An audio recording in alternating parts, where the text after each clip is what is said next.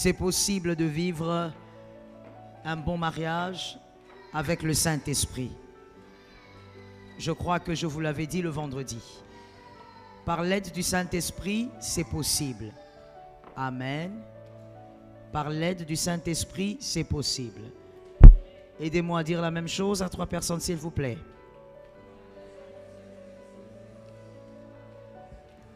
Je crois que tu l'as fait.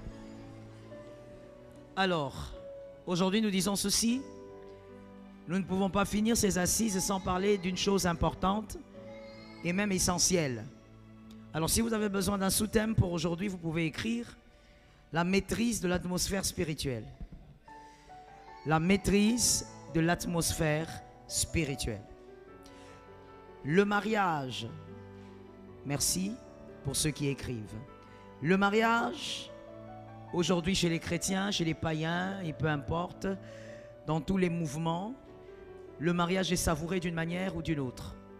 Nous le constatons qu'aujourd'hui, il n'y a pas que les chrétiens qui se marient, et donc c'est tout le monde qui espère vivre dans un mariage. Et nous le savons que le mariage tire ses origines de Genèse 2:18. Genèse 2:18, c'est Dieu qui initie le mariage, c'est Dieu qui décide, c'est Dieu qui dit, voici, je veux faire une aide semblable. Voilà pourquoi Adam d'ailleurs, dans tout son orgueil, avait pu dire, c'est la femme que tu m'as donnée. Parce qu'effectivement, Adam n'a jamais demandé de femme, c'est Dieu qui a accordé à cet homme une compagnie. Lorsque le mariage fut créé en Genèse 2:18, nous constatons aussi qu'en Genèse 3:1-7, Genèse 3:1-7, nous constatons que la décadence a commencé. Tout s'est brisé là, tout s'est détruit là-bas. Alors c'est par là qu'on doit terminer ces assises. Là où ça a commencé et là où ça s'est détérioré. Merci de faire un effort d'avoir une Bible et de vérifier ce que je dis. Genèse 3:1-7. Nous voyons donc que lorsque l'homme avait été créé, le diable était dans le jardin, le serpent était dans le jardin, mais pendant que l'homme avait été créé et comptait même les animaux, nommait les animaux, le diable n'avait rien tenté. Je ne sais pas si vous l'avez remarqué aussi en lisant la Bible. Le diable n'avait rien tenté. Il avait le temps de compter, de nommer les animaux, il avait le temps de contempler le jardin, de voir ce qu'on lui avait donné. Le diable était là, mais le diable n'avait rien essayé. Et donc, on peut écrire et on peut retenir pour la vie que le mariage amplifie la colère du diable. Lorsque le mariage est arrivé, lorsque la femme est arrivée, au fait, ce n'est pas la présence de la femme en tant qu'individu, c'est le fait que Dieu a créé une institution. Dieu a uni 2 personnes. C'est ce qui a amplifié la colère du diable. Donc, célibataire, vous êtes combattu, marié, vous êtes doublement combattu. Le diable est venu lorsque le mariage avait été institué. Le mariage amplifie la colère du diable. Je pourrais même aller plus loin pour dire, tout ce qui est censé vous bénir créera une bataille dans le monde des ténèbres. Je répète cela pour celui qui dormait. Tout ce qui est censé vous bénir, petit, grand, créera une bataille dans les mondes des ténèbres. Le diable n'a pas besoin de vous voir évoluer pour vous combattre. D'ailleurs, ce n'est pas son système de fonctionnement. Le diable combat avant que vous ne puissiez prospérer. Parce que le diable ne combat pas le visible, il combat l'invisible. En d'autres termes, le diable ne combat pas le fruit, il combat la semence. Ainsi, quelqu'un d'intelligent a compris que s'il faut faire attention à quelque chose, ce n'est pas le fruit. Ne commencez pas à vous agiter en prière quand le fruit d'une chose se manifeste. Commencez à vous agiter quand la sémence est donnée. Parce que le diable combat la sémence. Voici pourquoi je veux dire à celui qui est devant moi, et j'espère que c'est pour vous, c'est que Dieu va vous donner, garder. C'est que Dieu va vous accorder, que ça soit petit, grand, que ça soit visible ou invisible. D'ailleurs, ça commence dans l'invisible. Au nom de Jésus, soyez capables de garder. Merci, dis à ton frère, il faut garder. Tout ce qui viendra du ciel, garde cela. Car un homme a dit, Jean-Baptiste a dit, l'homme ne reçoit que ce que le ciel a libéré. Donc nous comprenons que cela vient du ciel et en d'autres termes, dans la Nouvelle Alliance, cet homme voulait simplement dire, cela vient de l'invisible. tout ce qui viendra de l'invisible, sois capable de le garder. Je reprends parce qu'il y a quelqu'un qui dort. Tout ce qui viendra dans l'invisible, sois capable de le garder. Je reprends, il y a une autre personne qui dort. Tout ce qui viendra dans l'invisible, sois capable de le garder. Et ce que tu vas garder, sois capable de voir la chose prospérer. Que la chose ne meure pas entre tes mains. Tu as compris? Que la chose ne meure pas entre tes mains. Que la chose ne s'effrite pas entre tes mains. Que la chose ne disparaisse pas entre tes mains. Lève ta main droite et dis avec moi, je garde ce qui vient du ciel. Est-ce que tu as parlé avec autorité? Répète, je garde ce qui vient du ciel. Tu gardes ça. Petit ou grand, on ne perd rien. Est-ce que quelqu'un m'entend? Il n'y a pas d'enfant sans embryon. Et donc, on commence par garder l'embryon si on veut avoir le bébé. Il ne faut pas être focalisé sur les grandes choses. Il n'y a aucune grande chose qui commence grand. Toutes les grandes choses naissent petits. Alors quand la petite chose t'est donnée, décide-toi de ne rien perdre. Que le diable ne t'amène pas à perdre ce que Dieu te donne. Alors maintenant, lorsque le premier mariage a été déstabilisé, voilà pourquoi aujourd'hui on l'a même dit, il n'y a pas de mariage parfait, mais il y a des bons mariages. Alors il a été déstabilisé, qu'est-ce que Dieu a fait? Genèse 3, 14. Donnez-moi ça sur l'écran s'il vous plaît, parce que c'est là que je vais m'expliquer. Genèse 3, 14 jusqu'à 15, on va lire d'abord le 14, voici ce que Dieu décide. Genèse 3, 14. L'Éternel Dieu dit au serpent, suivez très bien s'il vous plaît, puisque tu as fait cela, tu seras maudit entre tous les bétails, que quelqu'un me dise bétail, et entre tous les animaux des champs. Tu marcheras sur ton ventre et tu mangeras de la poussière tous les jours de ta vie. La malédiction sur les serpents, et certains théologiens, évidemment c'est divisé, c'est normal, certains théologiens pensent que le serpent marchait avec 2 pieds comme un homme. Voilà pourquoi Dieu dit tu ramperas, parce que celui qui rampe, on ne lui dit pas tu ramperas, ce n'est pas une malédiction ça. Alors certains théologiens disent le serpent marchait. D'autres théologiens disent les serpents avaient des ailes. Ça dépend, on n'a pas de précision biblique. Mais en tout cas, ce qui est sûr, c'est que le serpent animal ne rampait pas. Il a commencé à ramper par la malédiction. Et ici, le Seigneur est en train de dire très bien qu'au milieu de tous les bêtes des champs, tu seras maudit. Regardez ceci maintenant. 15. Je mettrai inimitié entre toi et la femme. Ok. Entre qui et la femme? Inimitié veut dire quoi? Ok. Discorde, mésentente. Alors, conflit, vous avez raison. Alors, je pose d'abord une question simple avant d'évoluer. Parce qu'il ne faut pas évoluer sans comprendre. Est-ce qu'il n'y a pas des femmes qui élèvent des serpents? Il n'y a pas des femmes qui élèvent des serpents comme des animaux de compagnie? Si. Moi, j'en connais aussi. Il y a des femmes qui élèvent des serpents comme des animaux de compagnie. Comme on élève un chat, un chien. Mais où est l'inimitié? Entre ta postérité. Ok. Donc, Dieu, il maudit dans la première partie. Au 15, il entre dans la postérité. C'est-à-dire, comme je l'ai dit ici, je crois hier, lorsque Dieu bénit, il ne bénit pas un homme. Lorsque Dieu maudit, il ne maudit pas un homme. Il maudit une postérité. Il bénit une postérité.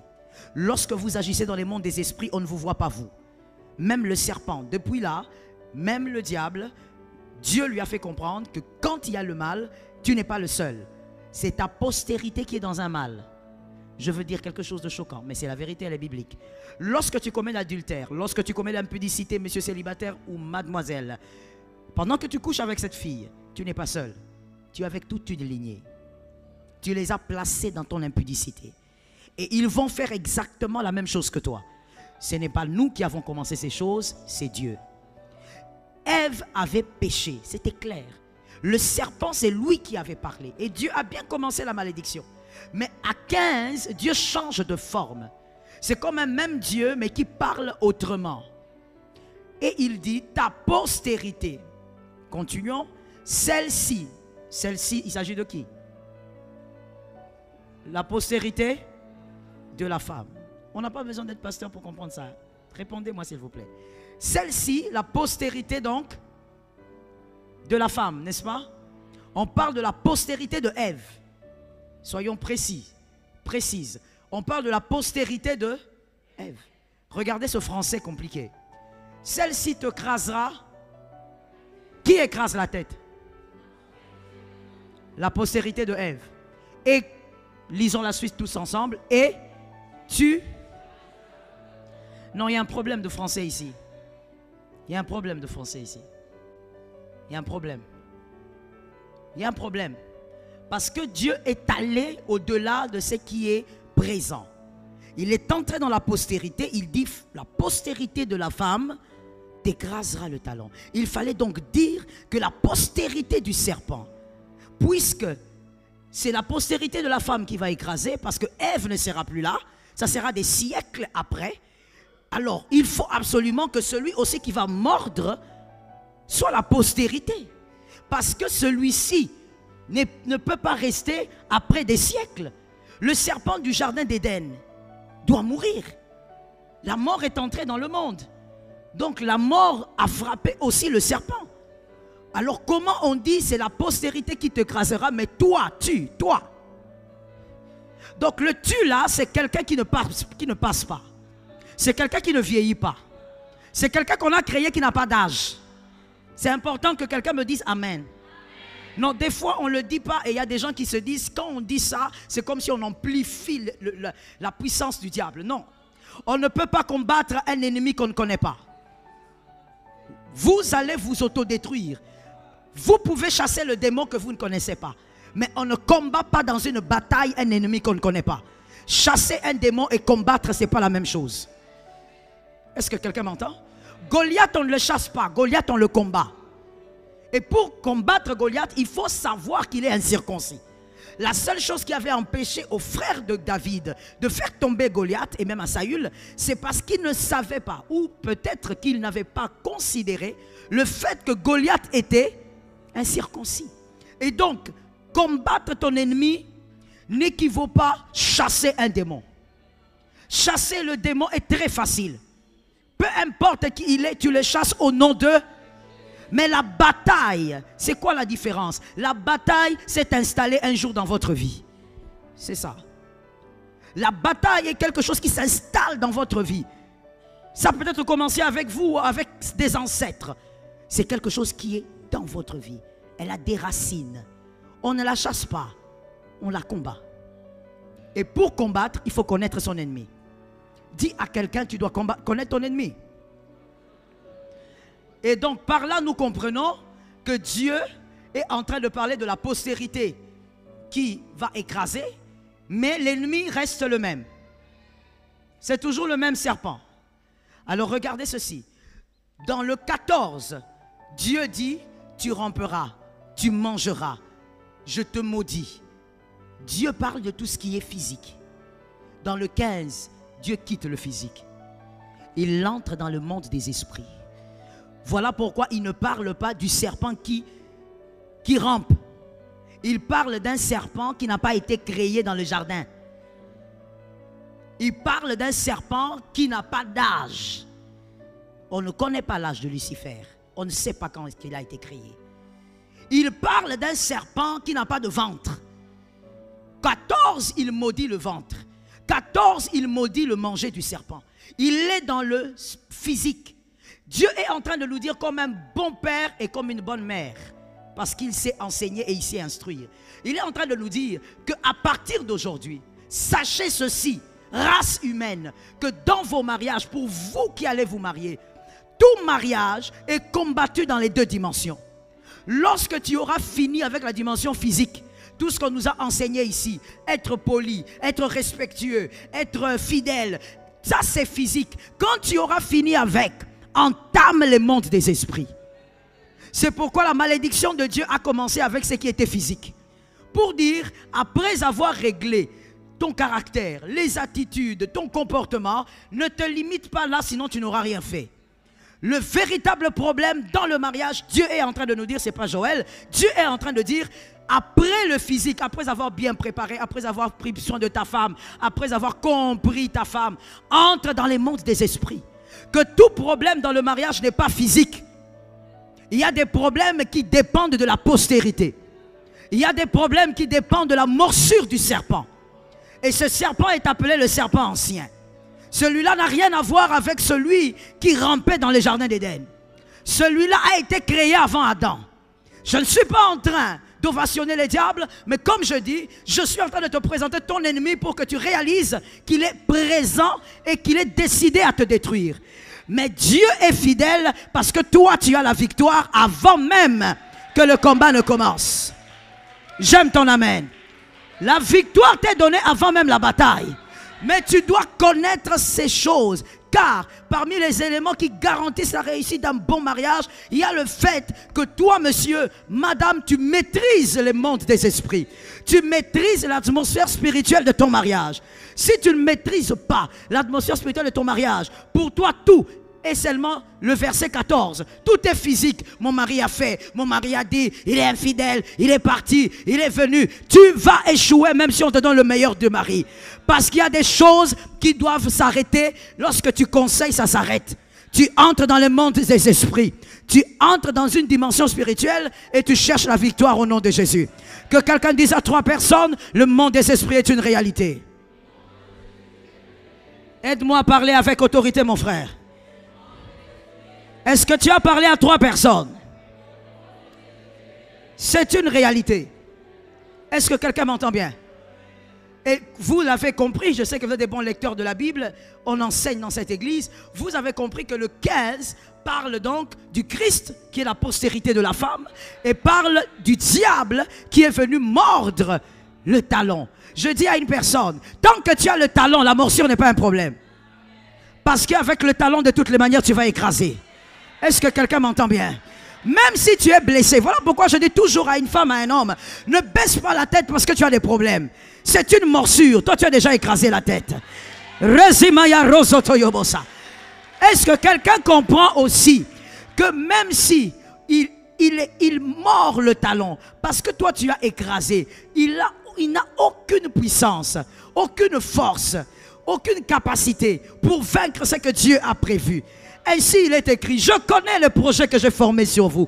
Projet de paix et non de malheur. Ces personnes sont venues ou elles ne sont pas venues pour te donner un avenir et de l'espérance. Quelqu'un a levé sa main droite et m'a dit, plus jamais je ne laisserai l'atmosphère spirituelle vide. Ton mariage, tu dois maîtriser l'atmosphère spirituelle. Tu tombes enceinte, comprends que c'est une autre atmosphère qui s'ajoute que tu dois maîtriser. Ne sois pas seulement comme une femme insensée. Je suis enceinte, je suis enceinte. Tu souris partout, tu te réjouis partout. Tu ne fais que mettre au monde des enfants que tu ne maîtrises pas dans l'esprit. Ne les nourris pas seulement. Maîtrise le monde des esprits. Maîtrise la venue de tes enfants. Ainsi, je m'associe à ce que mon mari a dit hier. Lorsque tu mets au monde un enfant, ne donne pas le nom comme une païenne. Ne donne, moi je vais même aller au-delà. Même les païens des fois sont plus sensés. Ne donne pas le nom de l'enfant comme un insensé. C'est une affaire spirituelle. Il y a un esprit qui est venu. Et je veux le dire mieux. Tu dois savoir que sur la terre, il y a des envoyés et des naissances. C'est pas la même chose. Nous ne sommes pas tous nés. Il y a des personnes qui sont envoyées. Ce ne sont pas des naissances. Les enfants naissent, les étoiles sont envoyées. Et il y a des étoiles qui sont envoyées. Quand Dieu t'envoie une étoile, tu ne prends pas l'enfant, tu lui donnes le nom de chouchou, chacha. Parce que c'est à la mode. Est-ce que tu comprends que c'est une affaire d'étoiles? Cette étoile a été envoyée. Donc, l'atmosphère spirituelle de votre maison va subir un coup. Ainsi, moi j'ai remarqué, il y a des enfants quand ils naissent, la bataille s'ajoute. Parce que ce n'est pas un enfant. C'est une étoile envoyée avec une mission. La mère doit s'élever en esprit, le père doit s'élever en esprit. Tu dois maîtriser l'atmosphère spirituelle. Sinon tu perdras ton mariage. Il y a des gens ici, vous perdez vos mariages, vous venez pleurer chez les parents, mais le problème c'est que tu n'es pas spirituel, monsieur. Un père a la... Écoutez-moi bien. Un père a l'obligation de maîtriser l'atmosphère spirituelle de son mariage. Une mère a la responsabilité de maîtriser l'atmosphère spirituelle de son mariage. Lorsqu'un père ne maîtrise pas, il met toute la famille en péril. On l'a vu avec Adam. Il a mis même toute la lignée en danger. Un père n'est pas celui qui est là seulement pour manger et se fatiguer. Pour travailler beaucoup, beaucoup. Mon frère, au-delà de ton travail, on a besoin que tu protèges. Le père est comme un parapluie. Celui qui couvre la famille. Spirituellement, il doit maîtriser. Quand le mal entre en esprit, il doit savoir qu'ici, le mal est entré. Il doit reconnaître que là, le démon est entré. Il doit regarder son fils et dire, ce qui t'arrive à l'école n'est pas naturel. Il y a quelque chose de mystique. Tu ne dois pas seulement être en train de gronder l'enfant. Tu gifles l'enfant. Tu blesses l'enfant. Ce n'est pas toujours physique. Il n'y a pas que Genèse 14. Il y a aussi Genèse 15. Tu es là à blesser les enfants. Tu es là à reprocher les enfants. Avec des paroles méchantes. Tu les blesses, tu les déformes. Tu es en train de les rendre gris. Alors que tout n'est pas physique. Dieu a regardé, il a dit, ici là. Il n'y a pas que le serpent que vous voyez. Il y a un autre serpent. Celui qu'on appelait Lucifer. Lucifer signifie porteur de lumière. Lorsqu'il a perdu sa lumière à cause de la rébellion, nous pouvons le voir dans une écriture. Ésaïe 14, 13 à 14. Ésaïe 14, 13 à 14. La rébellion est entrée en lui, il est devenu Satanas. Il n'est plus l'ange de lumière, le porteur de lumière. Il est devenu Satanas. Je donne un conseil gratuit par rapport à l'assemblée locale. Lorsqu'il y a un rebelle dans l'assemblée, on ne le laisse pas dedans. Tu ne feras jamais mieux que Dieu. Le cœur de père ne veut pas dire la passivité négative. Et pire encore, le cœur de mère. Parce qu'il y a des gens, quand ils sentent devant vous, ils disent, vous êtes une mère. Ça veut dire quoi? Ça veut dire la sottise. Ça veut dire accepter la bêtise. Ça veut dire tout gober parce qu'on est mère. Être mère ne veut pas dire gober la sottise. La passivité négative est dangereuse. Dieu a tué un prophète avec ses enfants à cause de ça. Lorsque quelqu'un commence à se rebeller dans l'église, ne le gardez pas en disant, le Seigneur va le toucher, il va changer. Qu'il soit touché dehors. Est-ce que quelqu'un m'entend bien? On ne garde pas le fruit pourri dans l'église. Le fruit pourri, mon frère, je te mets à défi et tous les scientifiques ensemble, prenez une pomme pourrie, mettez au milieu des bonnes pommes et montrez-moi ce qui va arriver. Comme tu as dit, maman, vous avez déjà vu ça où? Vous prenez 4 mangues pourries ou pommes, vous mettez une seule bonne. Et la bonne pomme purifie tout le monde. Mon frère, attention. Attention avec ce que vous faites. Non, pasteur, vous savez, ayez le cœur de père. Laissez-le là. Peut-être que Jésus va le toucher. Que Jésus le touche dans la salle de bain. Un rebelle ne se garde pas à l'église.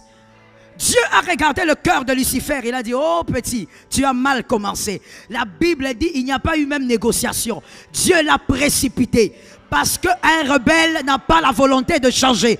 Je vais vous dire ce que fait un rebelle. Parce que Dieu dans le ministère m'a beaucoup enseigné sur la rébellion et le rebelle. Mais pas par révélation. Je l'ai vécu plusieurs fois dans mon ministère. Oh oui maman. Quand je parle des blessures, je sais ce que c'est.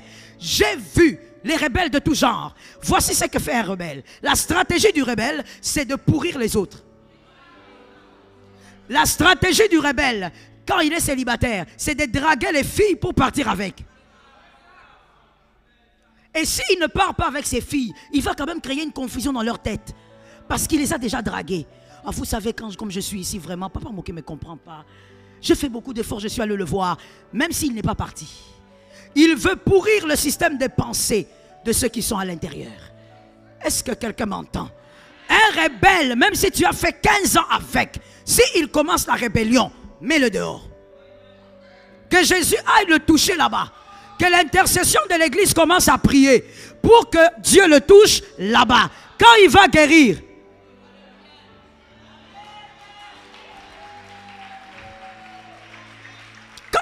il va revenir.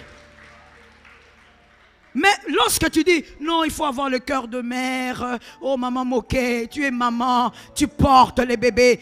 Est-ce que vous savez qu'une bonne mère tient compte aussi des autres enfants? Vous ne voyez pas les autres enfants? Vous voulez qu'on perde 15 à cause d'un seul? Non, non, non, ce système-là a déjà été fait à la croix et on ne va pas répéter ça. Un seul est mort pour nous sauver, nous tous. Personne ne va se sacrifier ici pour sauver quelqu'un. Je vais te choquer en disant, si tu te sacrifies pour me sauver, maman, ton sang est inutile. Ton sang est inutile. Le sang de Jésus a déjà fait ce travail-là. Tu n'es pas là pour te sacrifier pour les autres ici. Non, ton sang n'a aucune valeur.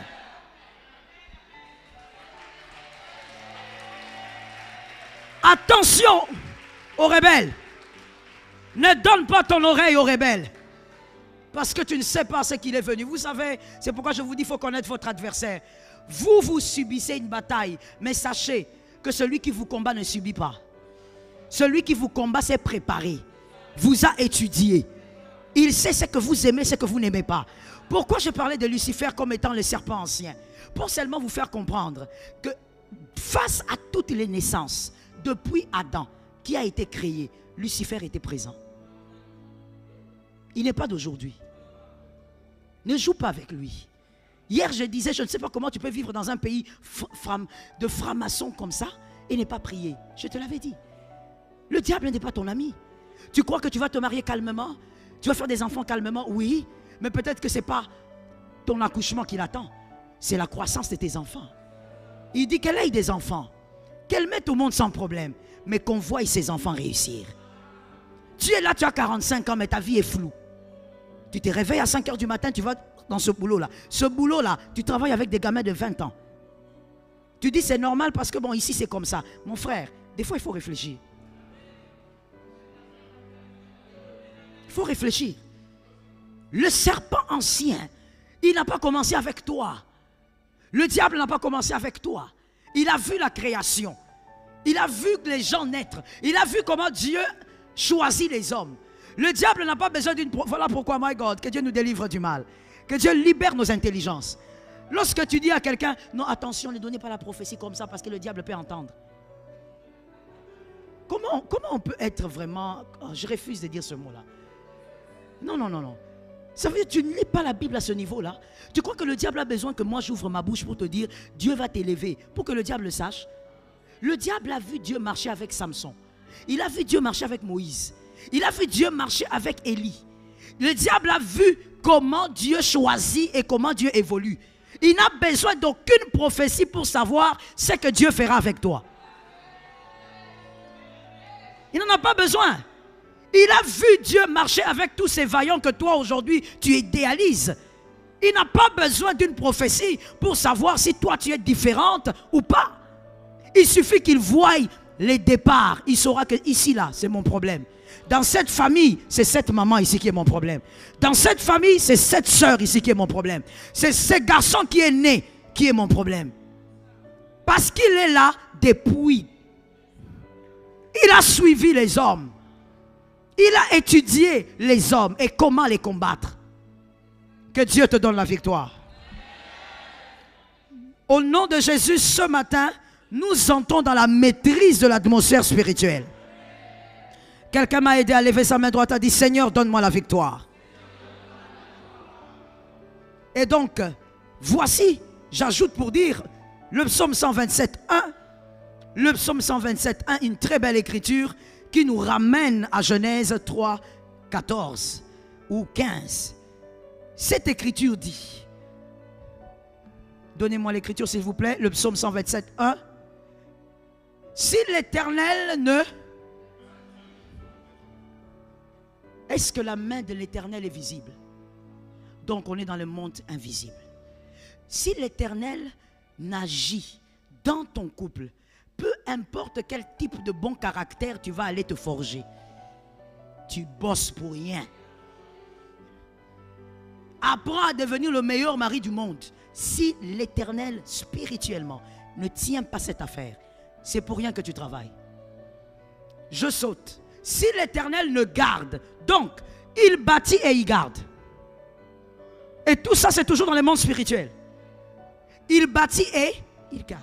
Maintenant il y a une différence aujourd'hui depuis la Nouvelle Alliance et Genèse. C'est qu'en Genèse Dieu a tout bâti lui-même.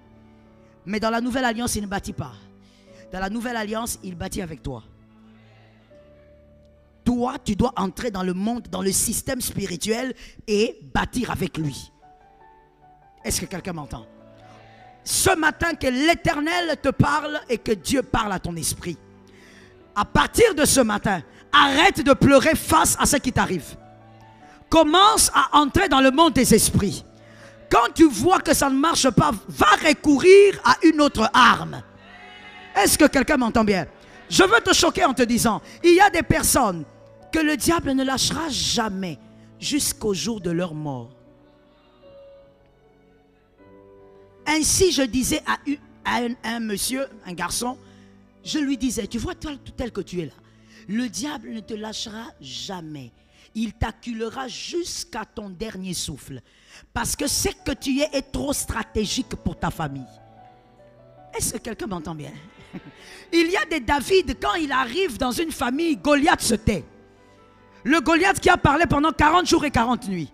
Il se tait parce qu'un petit David est arrivé. Il y a des âmes comme ça ici. C'est-à-dire, toi, ta présence n'est pas une présence comme ça inutile. Non. Tu es là parce que tu vas imposer des changements qui n'ont jamais été. Je suis d'accord avec toi. Tu vas instaurer un système qui n'a jamais été. Dans ta famille, depuis, je ne sais pas, 4 générations, il y a des choses qui ont toujours été. Mais toi, ta venue, c'est pour inverser la situation. Ces gens-là, les diables ne les lâchent pas. Ainsi, je donne un témoin biblique, il y a un homme que vous connaissez. Il opère dans la dimension des miracles. Il n'y a pas eu miracle comme avec cet homme-là. Dans la dimension même des prodiges. Mais quand il meurt, le diable vient. Il est venu faire quoi? C'est le corps. Je précise, le diable n'était pas venu chercher l'esprit de Moïse. L'esprit de Moïse était entre les mains de Dieu. Le diable cherche un corps. Une enveloppe. Même toi, quand l'enveloppe est vide, tu ne prêtes pas garde à ça. Mais le diable vient et il se tient debout jusqu'au point où Michael doit descendre. Michael, c'est la bataille. Ah yes, Michael, c'est la bataille. Ce n'est pas Gabriel qui vient comme ça avec des jolis mots. La grâce est sur toi. Non, Gabriel, lui, il aime bien dire des choses comme ça. La grâce, c'est la grâce. Michel, quand il vient, ce n'est pas la grâce. Michel, c'est la bataille. Quelqu'un doit rester et l'autre doit passer. Ça tombe sur toi au nom de Jésus. Ça localise tes enfants au nom de Jésus. Quand Michel arrive, il n'y a plus de négociation. Quelqu'un doit rester, l'autre doit. Il demande à Satan. Il dit, Satan, tu veux quoi? Satan, tu veux quoi? Tu as combattu ce monsieur bègue ici toute sa vie. Qu'est-ce que tu veux? Il a l'idée avec beaucoup de difficultés. C'est même à cause de toi que cet homme n'est pas entré en Canaan. Parce que la colère de Moïse qui avait empêché à Moïse d'entrer. Maintenant, tu veux quoi avec un corps? Je vous pose une question d'intelligence. Le diable est-il esprit? Merci. Il est esprit. Qu'est-ce qu'il va faire avec le corps? Il va mettre ça où? Le corps est physique. Maman, c'était un corps physique. Lui, il est esprit. Jusqu'aujourd'hui, il y a des gens comme toi et moi. On n'a jamais vu le diable. Parce qu'il est esprit. Il veut faire quoi avec un corps physique? Je veux te dire une chose. Il y a des personnes qui, quand elles commencent l'année, sourire sur sourire, paix sur paix, jusqu'en juin, ça ne veut pas dire qu'elles sont meilleures. Ça veut seulement dire qu'entre leurs mains, elles n'ont pas grand-chose qu'elles vont imposer dans la vie et dans la famille. Mais il y a d'autres, depuis que janvier a commencé, ils n'ont pas la paix. Ils sont acculés la nuit comme le jour. Quand ils traversent la vallée, après la vallée, une autre vallée. C'est parce que toi, il y a des choses qui dérangent le diable. Le diable voit que tu es un problème. Tu es une menace. Je le dis bien, tu es une menace. Maman, voilà pourquoi, comme avec Moïse, le diable touche même à ton corps. Tu dis, mais j'ai le Saint-Esprit, pourquoi est-ce que je suis tout le temps malade? Pourquoi est-ce que le diable accule mon corps? Même ton corps est un problème pour le diable. Il veut te paralyser même physiquement. Mais écoute l'annonce. Il est écrit, les ténèbres ne régneront pas toujours. Celui qui est en vous est plus grand que celui qui est dans le monde. Tu as déjà vaincu cette bataille. Tu es déjà victorieux face à cette bataille. Ainsi, tu peux te poser la question, pourquoi moi, même les petites choses sont combattues? Mon frère, Moïse. Moïse. Tu es de la race de Moïse. On combat même un corps qui n'a plus rien. Même les petites choses sont combattues. Tu vois là-bas, c'est comme si tout est calme. Tout va bien là-bas. Mais chez toi, même dans les détails, tu es combattu. Même pour dormir, ça ne va pas. Non, tu as du prix. Tu as du prix. Tu n'es pas n'importe qui. Tu déranges même quand tu dors. Ah! Tu déranges même quand tu dors. Même dans le sommeil, tu es un problème. Mais je dors. Laisse-moi tranquille. Le diable ne veut pas te laisser tranquille. Tu es une menace. Même dans le sommeil.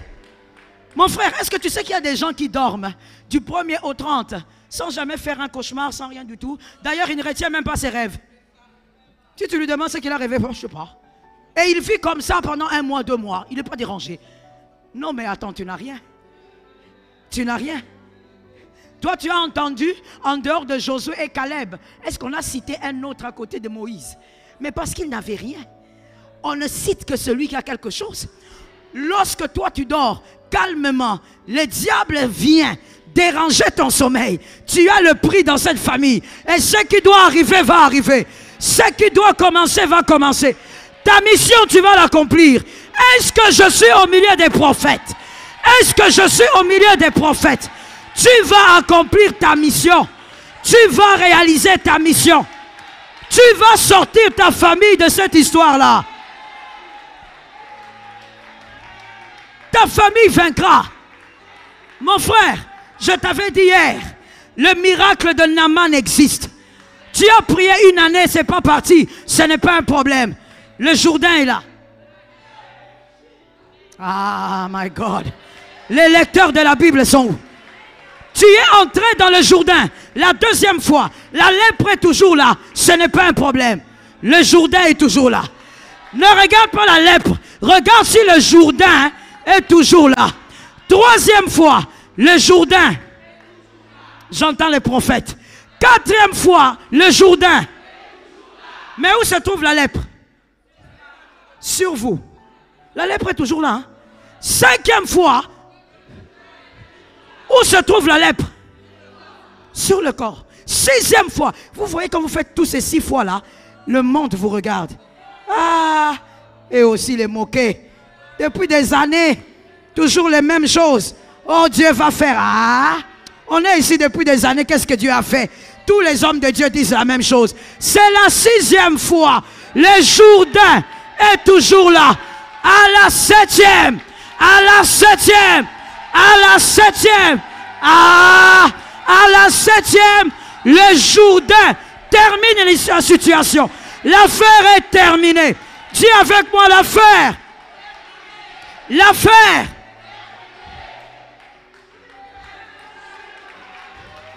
Ainsi, regardez ce qui se passe dans les Écritures. Le paralytique de Bethesda. La Bible dit qu'il était malade depuis 38 ans. On parle du temps de la maladie, mais on ne parle pas de son âge. Si la maladie avait commencé quand il avait 15 ans, supposons 38 ans de maladie plus 15, ça fait combien? 53 ans. Un homme à côté de la piscine. Mais moi je pose la question, pasteur. Tu as dit que tu n'as personne. Pourquoi tu restes là? Tu es resté 38 ans au même endroit alors que tu n'as personne. Mais au bout de 5 ans, il faut partir. Il faut trouver d'autres solutions. Même quand ça fait des années, on ne quitte pas la piscine. C'est la piscine qui est la solution. C'est la piscine qui est le miracle. C'est la piscine qui est la voie de la gloire. Ne quitte pas la piscine. Dieu t'a choisi et ça va marcher. Dieu t'a choisi, la situation va changer. Dieu t'a choisi, l'impact va s'imposer. Donne-moi un amen. Dieu t'a choisi, les choses vont être bouleversées. Lucifer a menti. Lucifer a menti. C'est un menteur depuis jeunesse. Il reste un menteur. Le Dieu qui est avec toi t'accordera la victoire. Le Dieu qui est avec toi marchera avec toi. Ce qui t'a écroulé hier est le témoignage d'aujourd'hui. Tu vivras ton témoignage.